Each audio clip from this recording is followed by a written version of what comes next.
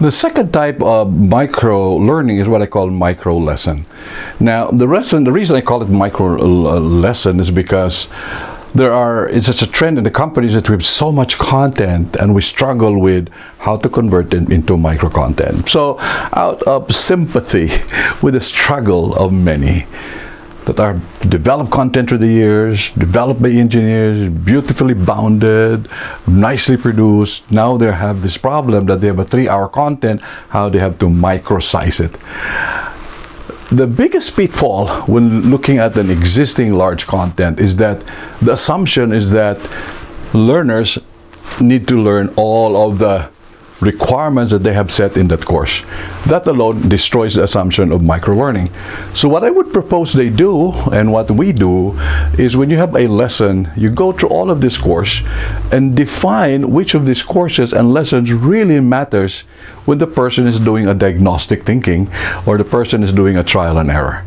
So you have to let go the hard structures of learning typical program and design, which is bounded for an hour, 2 hours, and go through a micro lesson. And in the micro lesson, there's basically the same principles.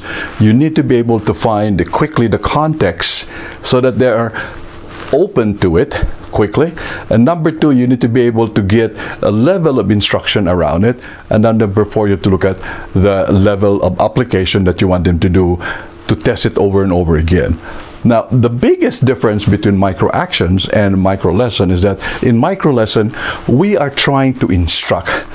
And it's okay. It's okay to instruct people because they may need instruction in detail, although they know that they have to do a micro action, which is make a quick solution, but they may want to have more information, so they might have that instruction. So they call it a micro lesson.